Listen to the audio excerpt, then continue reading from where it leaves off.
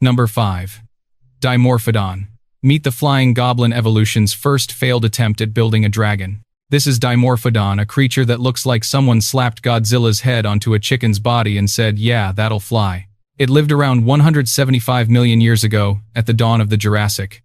Its wingspan was about 4.5 feet smaller than a kid's kite, but its head was half its entire body.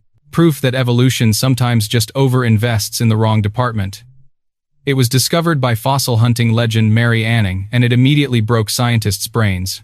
Richard Owen, the guy who literally coined the word dinosaur, said it was a four-legged land reptile.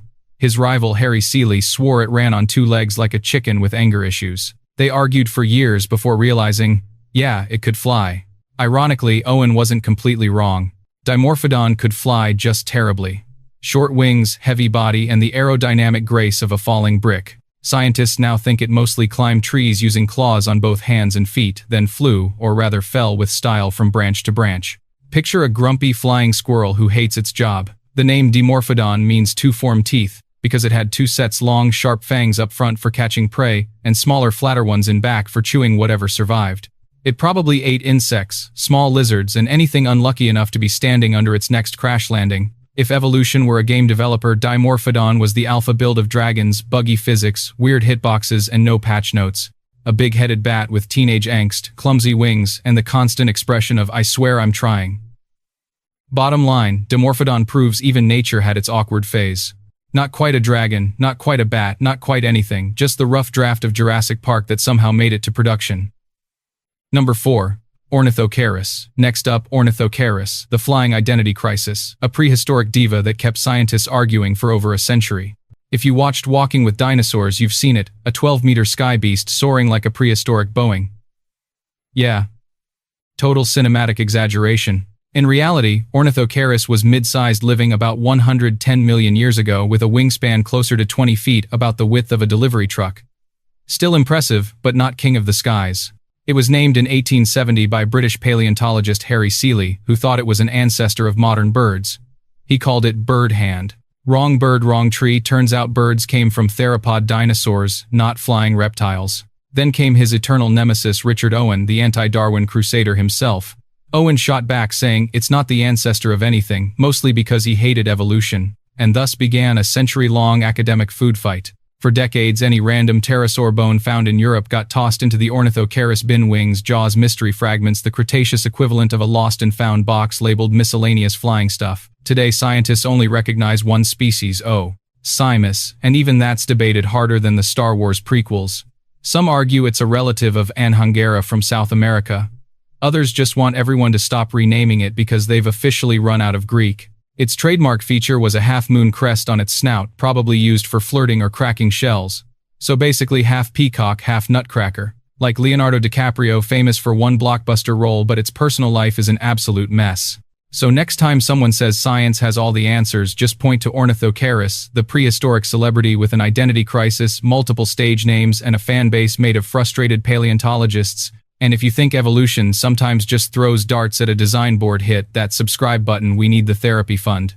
Number 3. Nyctosaurus. Now for the winner of the worst haircut of the Cretaceous Award, Nyctosaurus, a flying reminder that Mother Nature has a wicked sense of humor. It lived about 85 million years ago when the American Midwest wasn't farmland but a massive inland sea. Its wingspan, around 6 feet, about the size of a dining table. A quiet fish eater, harmless, until you see its head.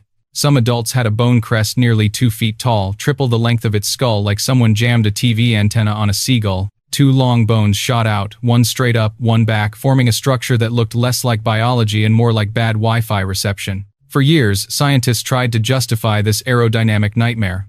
One theory claimed it held a skin sail for balance.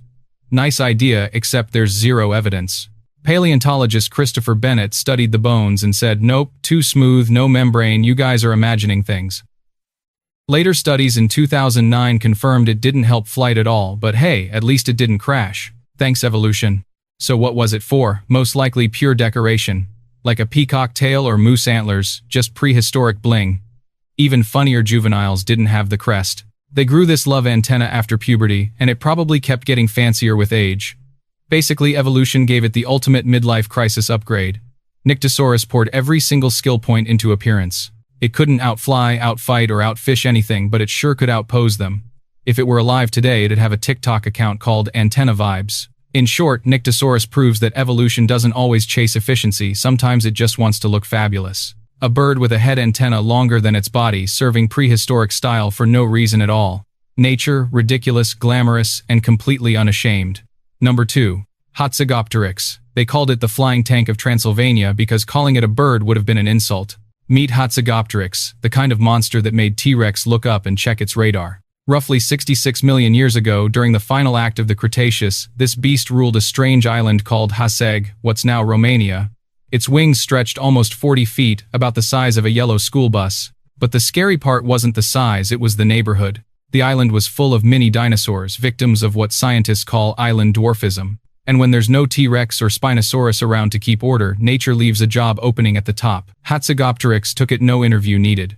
At first, paleontologists thought it was a graceful fish-eating flyer. Then they found its neck short, thick, built like a telephone pole, and its skull dense as a sledgehammer. Turns out this wasn't a ballerina of the skies. It was an airborne meat grinder.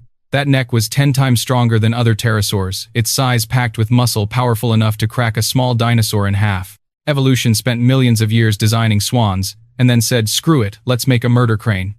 If T-Rex was a tank on the ground, Hatzegopteryx was the aerial version, a flying Dracula with feathers optional. It didn't dive for fish. It stalked land-smashing dwarf dinosaurs with a beak longer than a man's arm.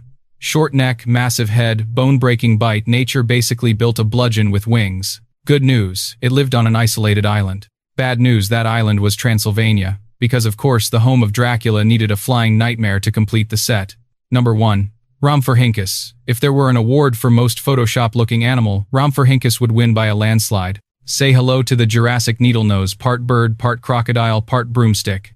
About 150 million years ago, it patrolled the lagoons and shallow seas of Europe like a winged torpedo. Its wings stretched 6 feet, about as wide as a bald eagle's, and its mouth was a nightmare zipper full of forward-pointing, interlocking teeth. When it closed its jaws, the whole thing turned into a perfect fish trap. Any unlucky swimmer that crossed its path instantly became sushi. To keep steady while skimming the surface, it had a long, stiff tail, ending in a diamond-shaped flap of skin, basically a built-in rudder. Think F-22 Raptor, but prehistoric and hungrier. When scientists first dug it up in the 19th century, they shrugged and said, another pterodactylus, I guess. It took Richard Owen, yes, that guy again, until 1861 to notice the tail and realize this thing deserved its own brand. The limestone quarries of Solnhofen, Germany later revealed incredibly preserved fossils even with stomach contents. Turns out baby Rhamphorhynchus could fly right after hatching, which means the moment it cracked its egg, it was already out shopping for breakfast. If Top Gun had a Jurassic edition, Rhamphorhynchus would be Tom Cruise. It flew low, fast, and precise, banking on that tail rudder like an ace pilot before snatching fish mid-air. Some fossils even show fish inside their guts, proof it literally died doing lunch. Imagine a bird with a metal beak, a plane's tail fin, and the personality of a hangry seagull. Nature couldn't decide whether to make a kite, a sea snake, or a lawnmower, so it made all three.